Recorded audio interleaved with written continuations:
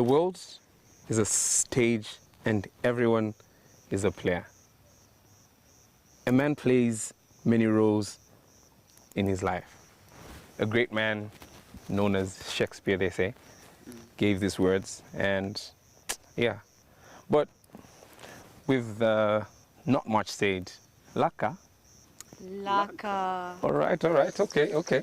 So we're back again, and it's Chat and Chew. We want to give you a new segment that's really going to be talking about modern love, if I'm not mistaken. Yeah. And really, we're going to be looking at different aspects. But because we want to start with self, so I'm going to pose a question. What is self-love? What is it? Yeah. It's interesting. I mean, should I be? You know what? Let's ladies first, isn't it? Yeah. Okay. So, to me, Yeah. self-love is a feeling of more of appreciation of yourself. Okay. Like, you care about yourself so much that you do whatever is best for you, whatever makes you feel comfortable, Content. happy. To me, that's self-love. All right. Okay.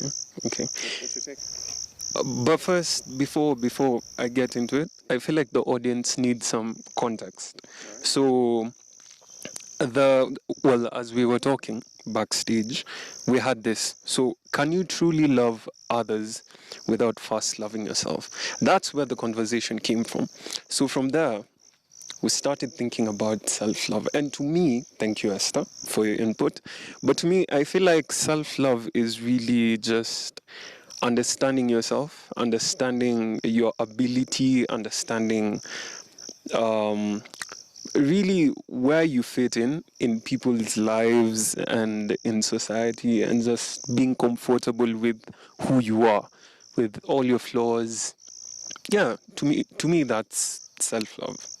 Okay. So since we're going to be engaging in different aspects, conversations that are captivating, personal reflections, and with anticipated questions from the audience, as you listen to us and as you share with us on these topics that are going to come in the different episodes under the modern love topic or general theme, are we that easy to understand? And are we just a conglomerate? Yes, that word of attachment styles. Is it conglomerate? Yeah. So what does conglomerate mean? I don't know. I'm not sure. I mean, there's a really wise man who said it means a mix of sort. So, I don't know, a conglomerate of beans and maize or something. I don't know, like a picture. In a picture. Yeah, And like that's a like salad. a mix. Yeah. Yeah. So if and when I go to our beloved Kibanda around here, and I said I want a conglomerate of chapati and beans, would that make sense? I mean, we could. Okay, so let's pick it from.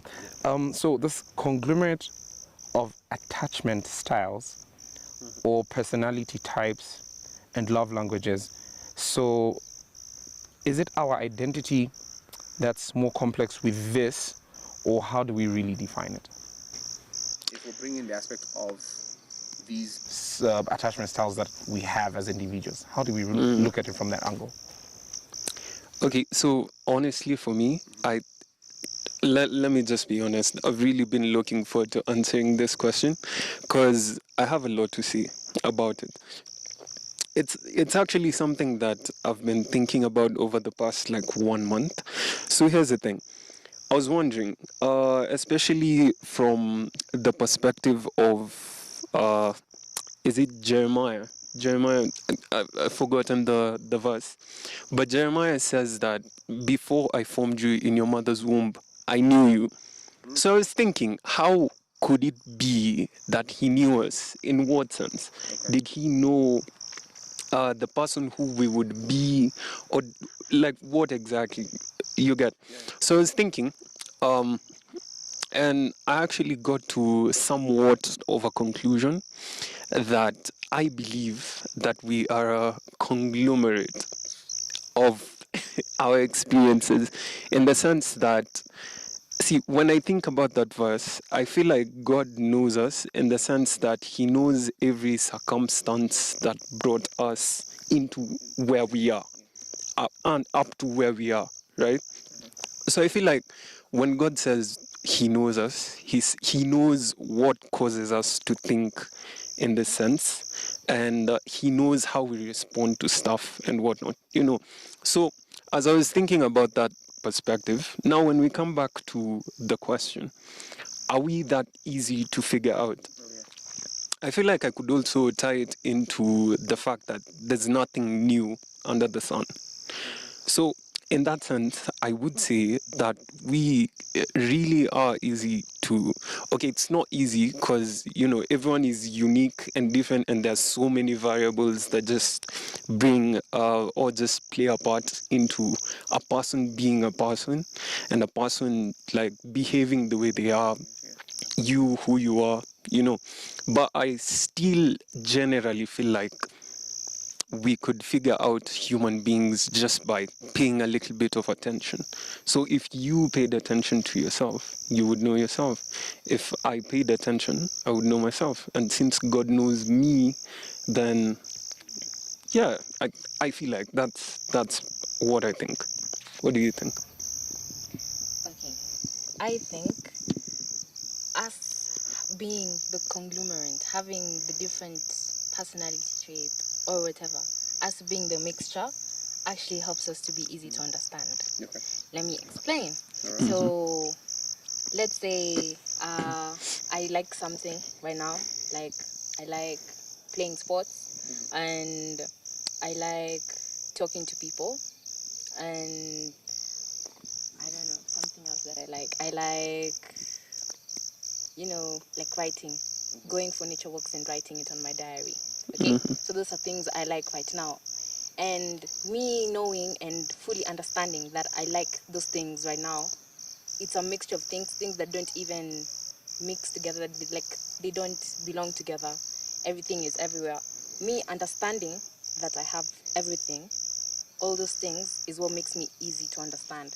I will understand myself because I know I am not like a straight line. I am not going to be this way exactly or that way exactly. I'm going to be whatever I want, whenever I want. So all that mixed together is going to form me. So if I know that I'm a mixture of all that, I understand myself easier. Yeah. Okay. So is this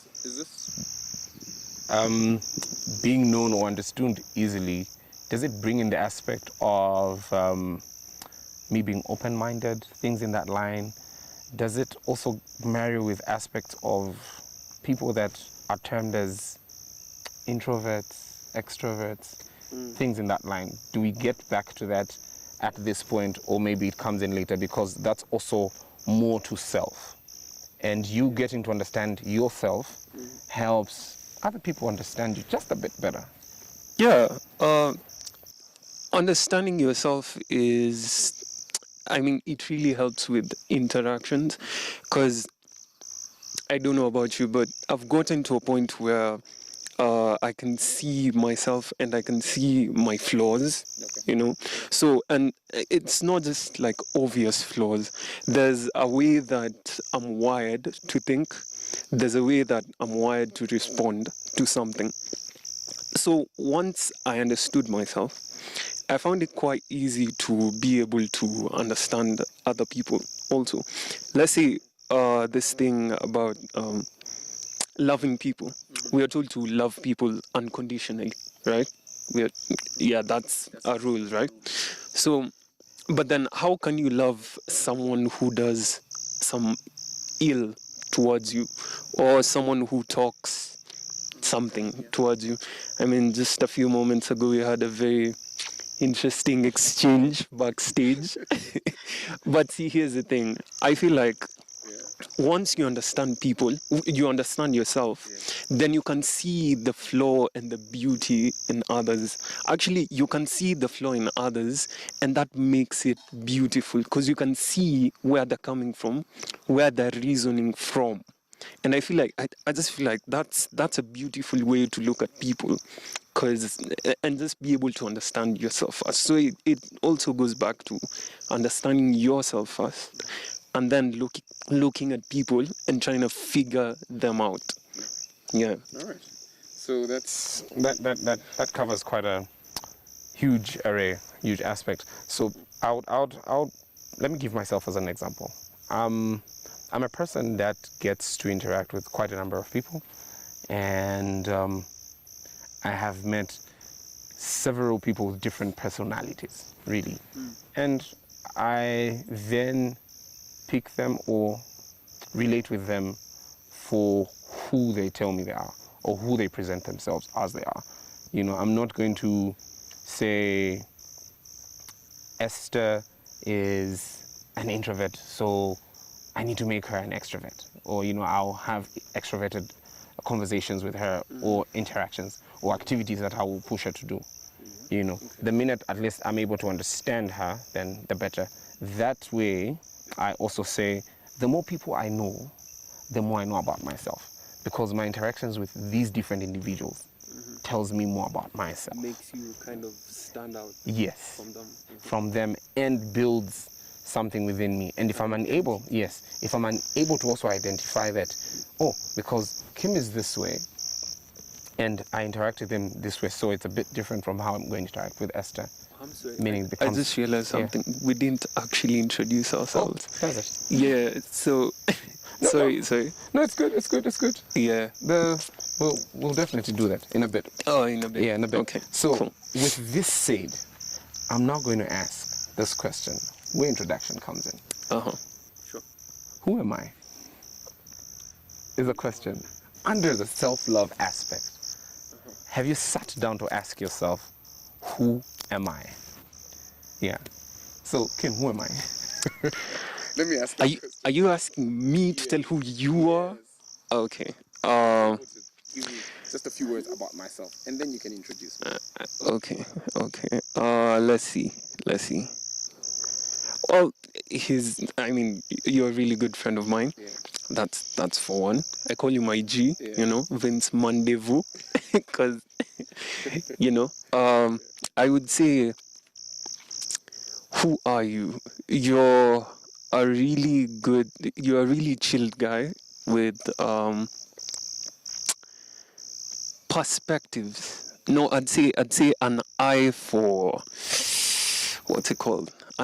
Just an eye. You notice things that not many people notice. So that's how I would describe you, in a sense. But his name is, should I do that, or you're just going? His name is Vince, and that's how I know Vince, as a friend, as almost a mentor, almost. Yeah, but yeah, almost. Keep it in mind. So yeah. All right. Okay. So I'm then not going to tell you something about. I haven't told her to ask me, but I'll just say. So she's Esther, a person I have controversial conversations with, and arguments. Yes, controversial conversations and arguments. I'm saying this. We have thoughts on different lines, and it's very interesting because then our minds are able to now digest what we share and see what we can come to and conclude and say, okay, maybe this works for me, this doesn't work. And she's a person who has very interesting opinions about things. A lot. Ish, that reminder. Thank you. So that's quite interesting. And yeah, so this is Esther for you. So Esther, who are you going to introduce? Well, since there's only one person remaining, I'll do the honors. Okay. So thank you. This is Kim. We call him Kim. Well, his name is Francis, but we call him Kim for reasons best known to us. True. Who he is. Yeah. He is more of a social butterfly. Okay. But he has a battery, an energy battery that runs out from time to time, and when he does, he's pissed off at everyone. Yeah. He has very strong opinions and thinks outside the box very many times. Even times that he doesn't need to, he still does it. But, we are grateful. We're not complaining. And actually, he's a really good friend. Yeah. For me, that is Kim. Oh, thank you. There are some things I didn't even know about myself, but aren't we doing self-love? So I guess that's what taking a note. The who am I question also comes in from this angle, yeah? There's the world's who am I and what we could then say God's definition, or Christ's breakdown of who am I.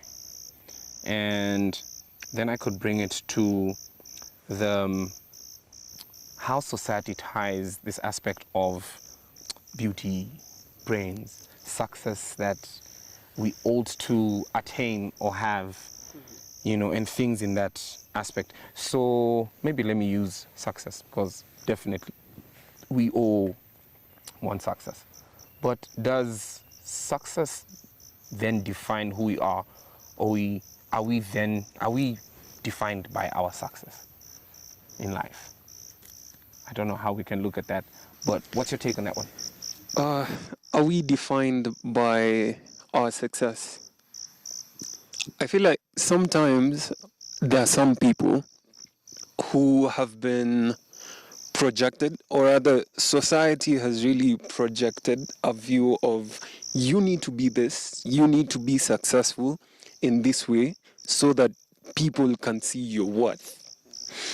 And that just comes back to how we are raised. Like another one of the questions I had was, does your childhood? Oh yeah, this is interesting. So, how do childhood wounds shape the kind of love we seek? Now we're going to talk about that later, but in the same view, there are some childhood wounds that you might not know, but through that lens, you might start defining yourself. So it's really interesting because you really have to have gone through the point of where you doubt who you are to actually be able to say that you can put aside the fact that people define you as successful from who you are. Okay. All right. Esther. Anything you want to add there, or? Okay. I think with or without success, we should know who we are. Because at the end of the day, if we minus the success, if we minus the money, if we minus everything else, it's still us. It's still me. I am still the person I was. Maybe I don't have the things that I had before, but it's still me. All those things that come in life, like the success and the fame and all that, that's just adding up to who I am, but it's not taking away. It's not making exactly who I am. Like, it's just an additional point. Okay. But who I am remains constant. I am who I am without the success, without everything else. All right. Okay. I could Maybe also just put it out and give the statement, or give a question to everybody out there, and say, are these things inherent in us, which is nurture versus nature? Okay. Are we born with both? And maybe coming to a verse, Psalm 139 verse 14, which touches on the fearfully and wonderfully made aspect. How do we now then relate that to what the world perceives and how we now define ourselves in the eyes of God? Pertaining the who am I aspect and just in relation to everybody else. That's one question I would want to put out there. Then we could also now say, do we come with these or both these two, and are they labels that we can carry? So maybe in that frame, as we move to the next thing that I want to talk about. Okay, so I think it's worth noting where this whole discussion came from. We wait, did we mention the poem, the Shakespeare poem? We actually just gave an opening line, but you can actually, if you have something to say Well, about it, you can. unfortunately, I don't have it right here, but I have some notes on it. Okay. So basically, the guy behind, us, who's usually with us, told us something interesting about Shakespeare's poem. Is it called As You Like It? Yes. Was it? Yeah. Yeah, so As You Like It is basically about the world's a stage and every man plays a different role. We start from infancy, we play we play the role of being a husband, a wife to some, you're a child and whatnot. And honestly, I do agree. If I'm going off the point though, you can just redirect me. But what I know is that, as I said before, I really don't think these things were innate in us. In a sense that purpose, we were given purpose by God to do something on this earth. But I feel like we are a product of where we've been raised. You see, and the circumstances that have been with us, since we were young. For example, um, if someone is raised by wolves, the those guys, I wouldn't be shocked if someone became a wolf himself. You can't, like, a bear can't raise a chicken. It's just not, it's not possible. you know So I really don't agree with the fact that people are born with this character or with this love types, the love languages. I really don't think it is. I think we are shaped by circumstance, but it doesn't mean that there's a generic kind of cover to everything, because it's in its own specific and in its own unique way you came to be, with all your, wherever you were born. Maybe some people, you mentioned about introverts and extroverts and stuff like that, so it's not like a generic cover that, this is normal and whatnot, but there's something that, as we say, in purpose, there's something that you need to give to the world that only you can. And in the same way, there's a way that you stick out in the world that only you can. Now, how you stick out depends on, your pains, and because the saddest and the truest thing about life is pain. Pain will be there, right? So, yeah. Long story short, I just don't think we are born innate with these characters. I think it's nurture, mostly. Have a different view. Well, Yeah. I Let's have a go. very different Let's view. go. Let's Okay. go. It's okay. It's not so different, but it's different. I think it's both. Okay. So let me bring you to why I think it's both. Let me bring you to my thinking. So okay, we'll start with the biblical part. Okay. They said, like, God is love, right? And God made us out of love, and He made us to love. So we were made to love. Yeah. So when we are born, we are naturally created to love. Okay? And then we even go to the biological factors. Okay. Let's leave biblical, go to biological.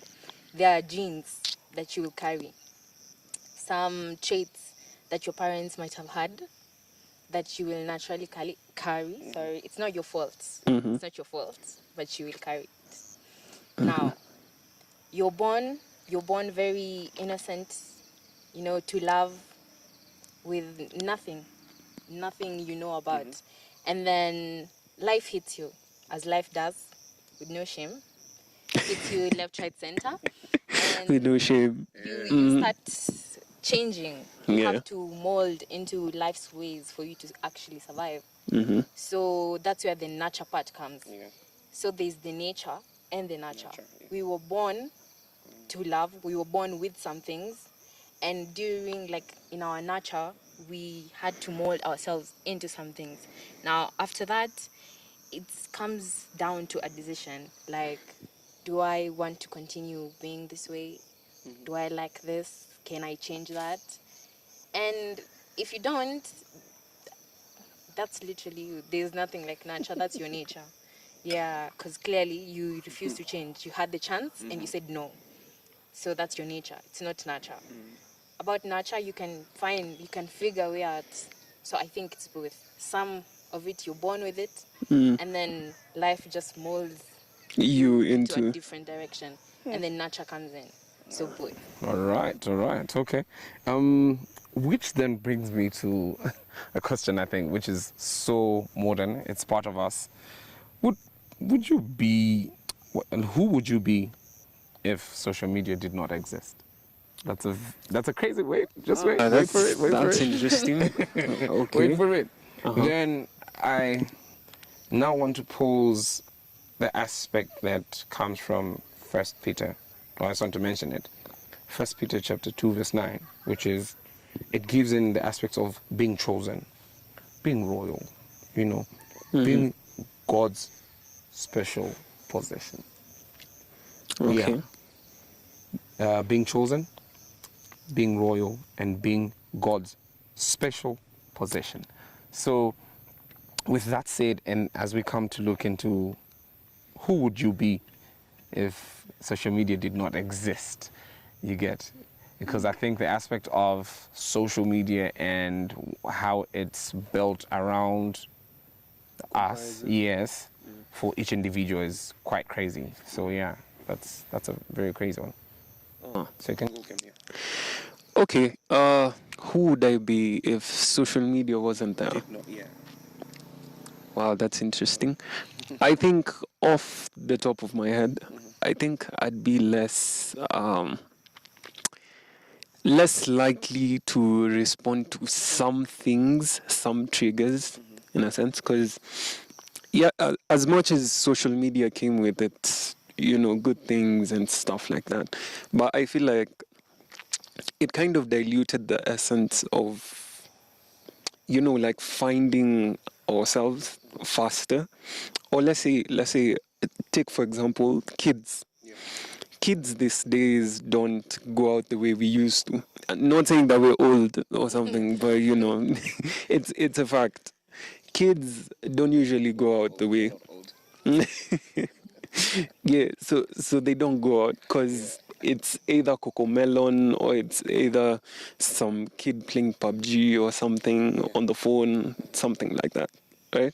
So when it comes to us, I feel like even at the age where social media came in, it was really instrumental in shaping us. So right now, I would say I haven't really gotten to a point where I've fixed or I've seen myself past everything that's happened over, let's say, the past like 7 years or something. But it's I'm getting there. I'm getting there. So let's move to Esther first. Anything you want to say about social media?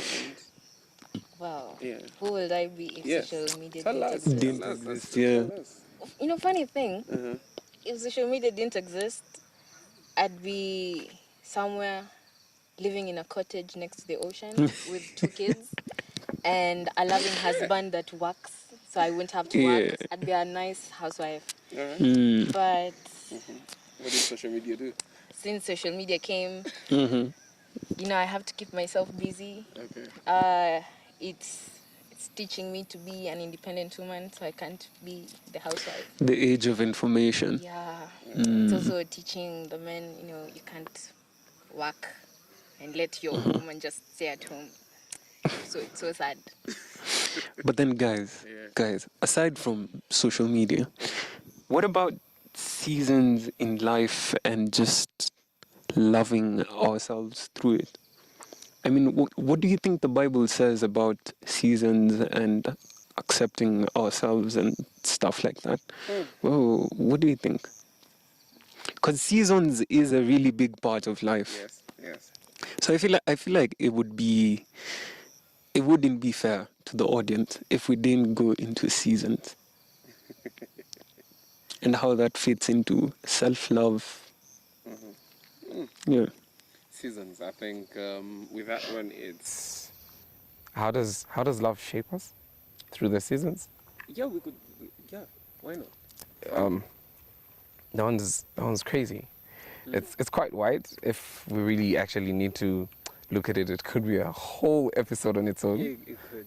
It could. So, but briefly saying that how love shapes us through the seasons is more from my end. I'll literally maybe say it's like how I say growth is inevitable.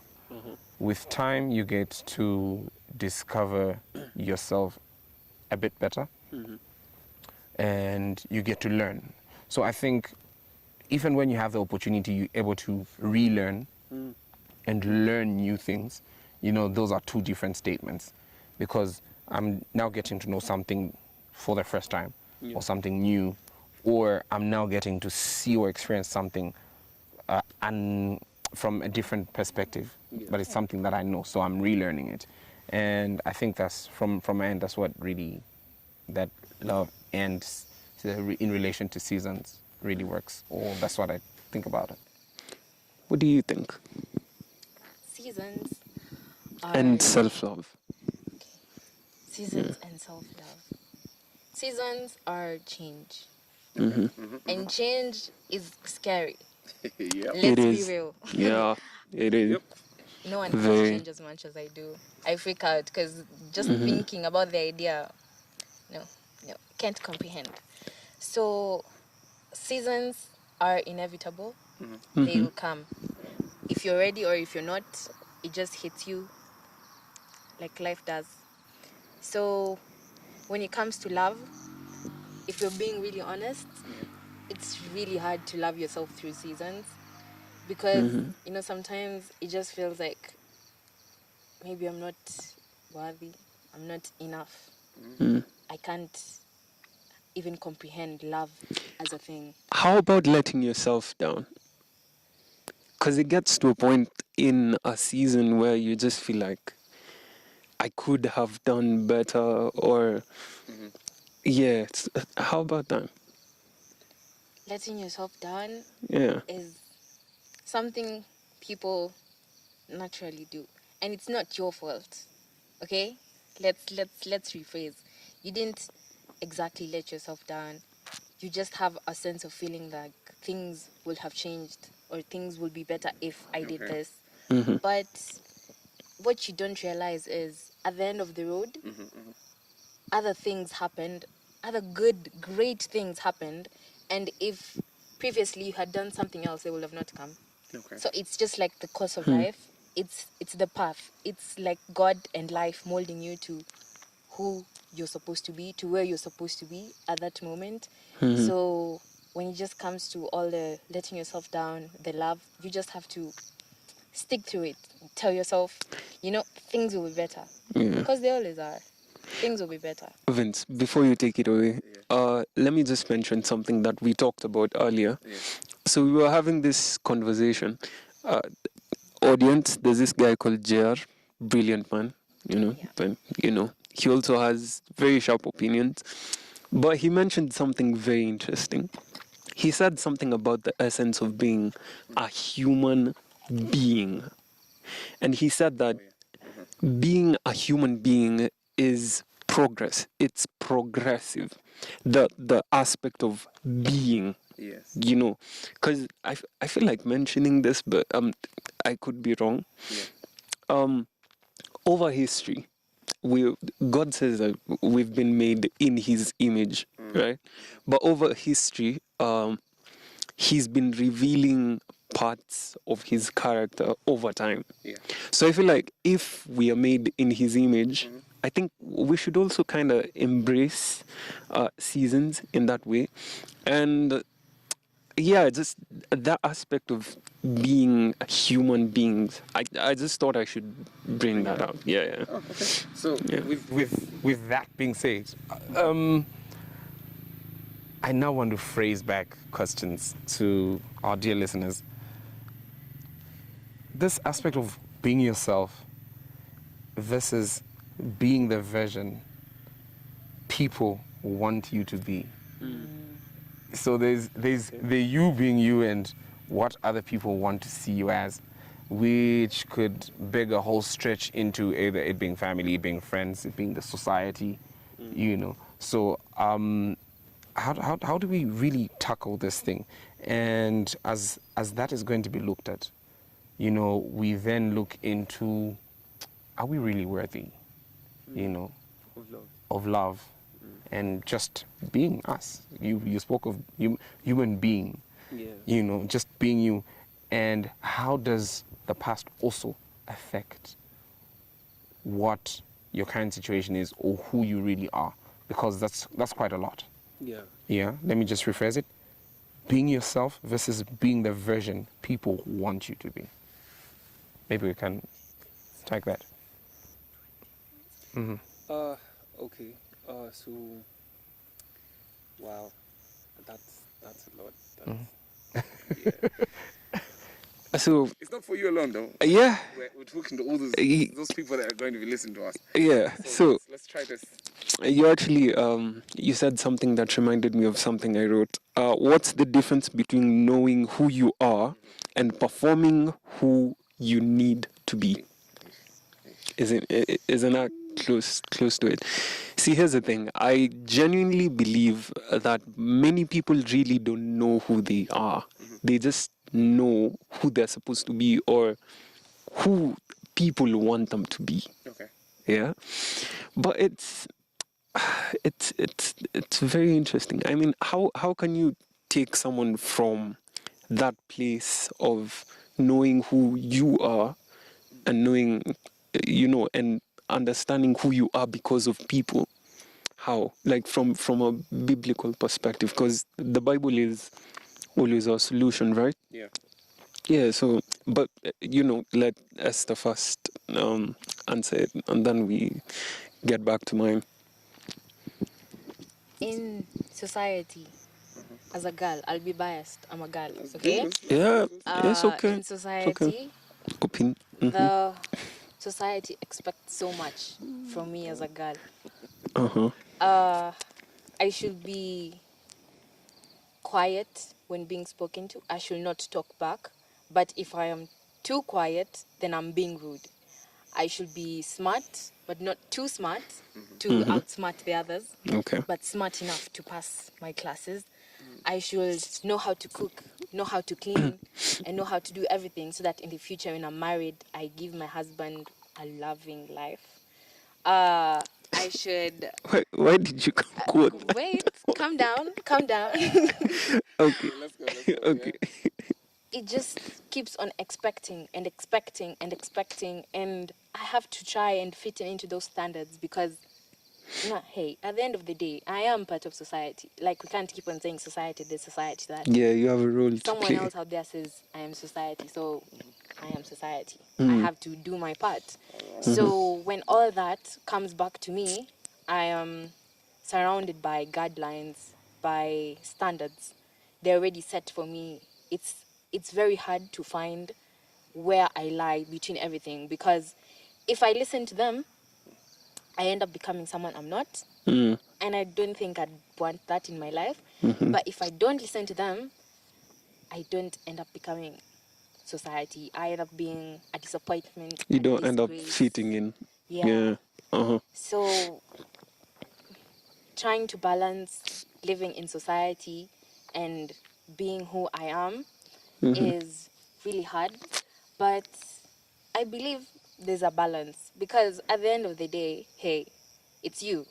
Like, society doesn't get to tell you how you're going to live your life. They can set standards, they can say this is what I want, but what if it's not what I want? I mean, I have the right To choose. right? Yeah. So with that one, let me also just pose another question. Does society make me toxic, or am I just toxic and use the society as a defense to explain who I am really, you know? Because I had a whole great conversation around toxic friendship, relationships, and self-toxicity just a few days ago, and the the discussion was quite interesting. So it then, I then beg to ask myself, you know, at times I might be pointing out other people and say, oh, Esther and Kim are quite toxic. These guys push me to a certain extent. But what if I'm the one who's toxic? Yeah. We never ask that question, really. I want to point fingers at other people. Yes, I could be the one who's toxic.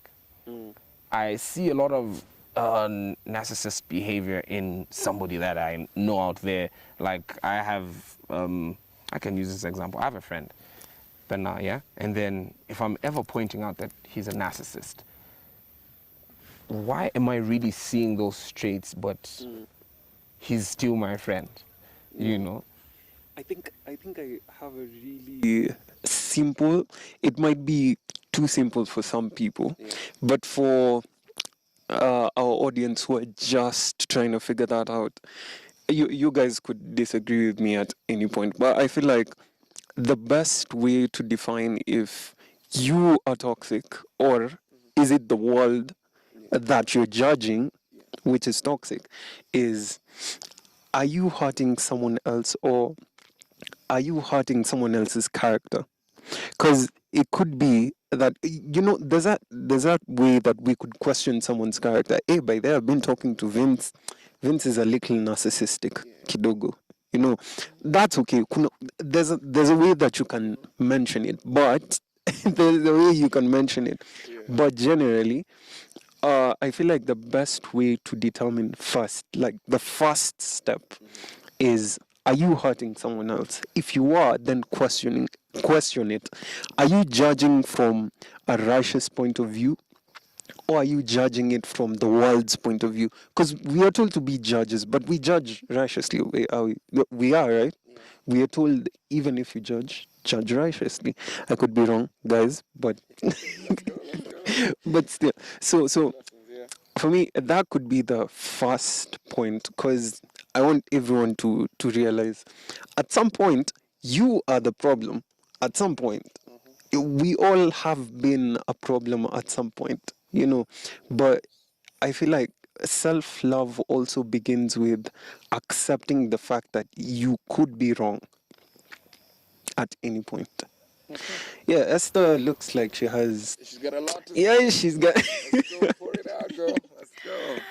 Let me tell you something. A very wise woman once told me, everyone is toxic. And it all just depends on where you're standing from. So, let's say I have been raised in like a specific kind of way. I do things this and that way, and then I come out in the society and I find someone doing things against Differently. yeah, so of course they're toxic. Like, why you not you get they on the other hand were raised doing that. Yeah, So to them it's I'm justified. toxic. It's normal. Yeah, it's normal, and to them what I'm doing is toxic. So at the end of the day, we're all very toxic, but now it just comes down to how you're willing to change. You see how life continues changing. Are you going to be like a stiff tree or rock, or are you going to flow with the water of life and like reach a middle point, reach a place where you're not going to offend someone with your personality? You're going to be you, but you're going to be not toxic. You get? All right. Not toxic. I think with The addition of this statement that brought about the aspect of us understanding, you know, being toxic and just really delving down into understanding self, you know, apart from the self-love aspect, the who am I want us to wind down and come to closer to conclusion. And when we're looking into the aspect of, I'm going back to, am I worthy of love? And I want now to relate it to aspects of some statements that are given in the Bible, like Romans 5 verse 8. While we were sinners, Christ died for us. Why? Yeah. Emphasis on While not we, after. yes, we were sinners, Christ died for us. You know, you don't have to earn love. You are already loved. Now live like it. I think when Esther was giving a breakdown, she said, we are born with love. We actually do love. So it's also an aspect of choice, I suppose, if I'm maybe going to look at it from that aspect. And then it's really you changing the negative aspects or views of how people look at you, how they say things, and the character that you also have. Is it building somebody else? Because at times we forget and we just want to, I'm gonna do me because I'm Vince. They have a word for that. Yeah. Main character syndrome. Yeah. Main character syndrome. I want to be the main character like every other time. Exactly. Yeah, okay, okay. New things, learning every other day. So it now brings in aspects of, with this said, while we were sinners, Christ died for us. We get into situations where we are unable to forgive ourselves. How do we go about that? The self-acceptance and things in that line, as we just come to the close or around that. So can we maybe just touch the aspect of self-forgiveness? Before I actually forgive somebody else, the question is, am I forgiving myself? Things in that line. So what do you think? Okay. Self-forgiveness. It's difficult.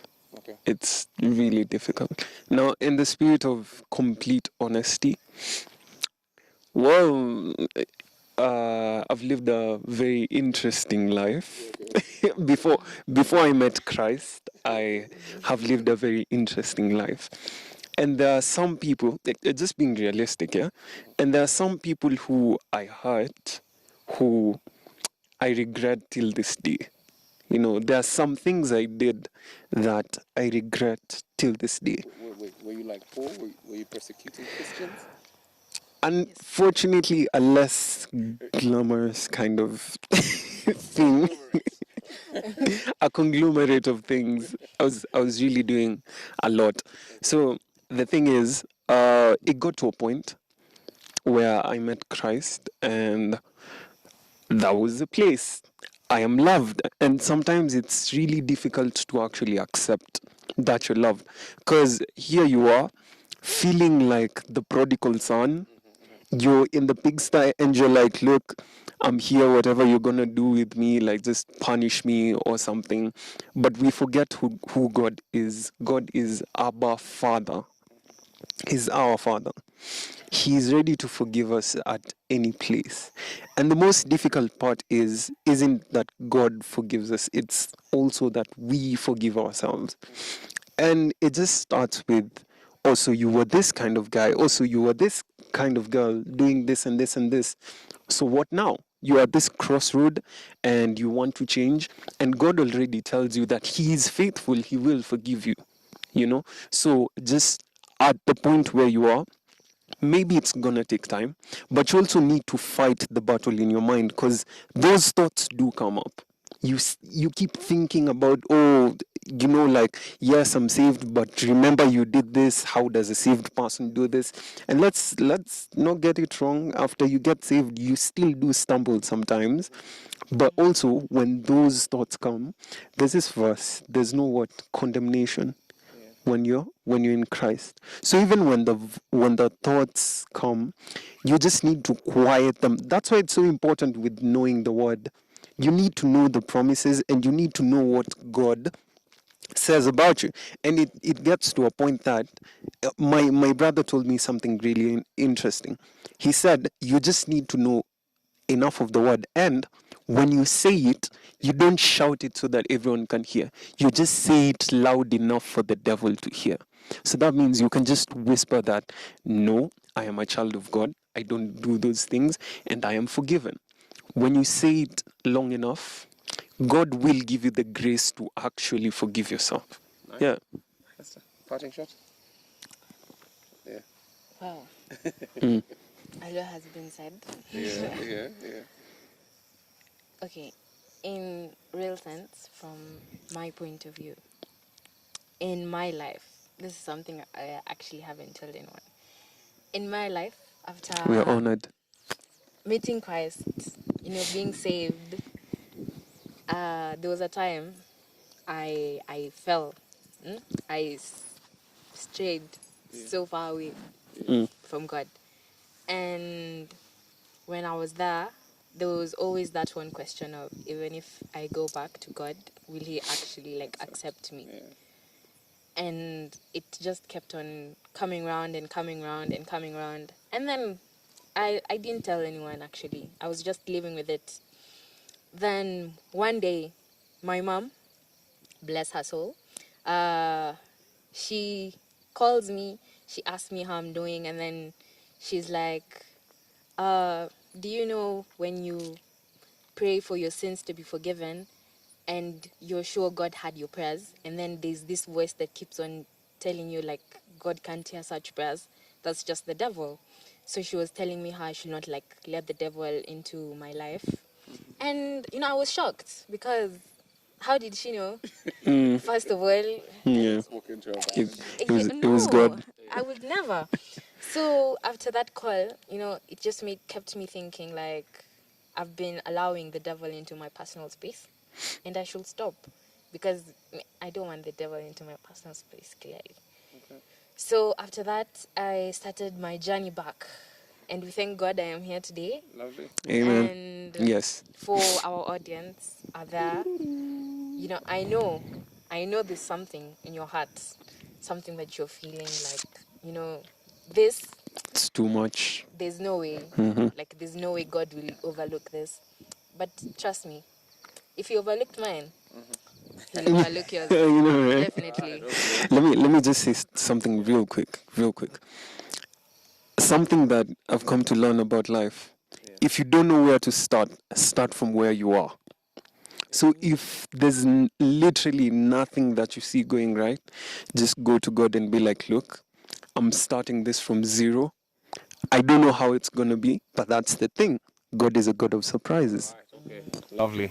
I have nothing much to add to everything that's been said. Thank you, Kim. Thank you, Madam Esther. All right, for your time. Keep it chat and chill, and please join us for another Laka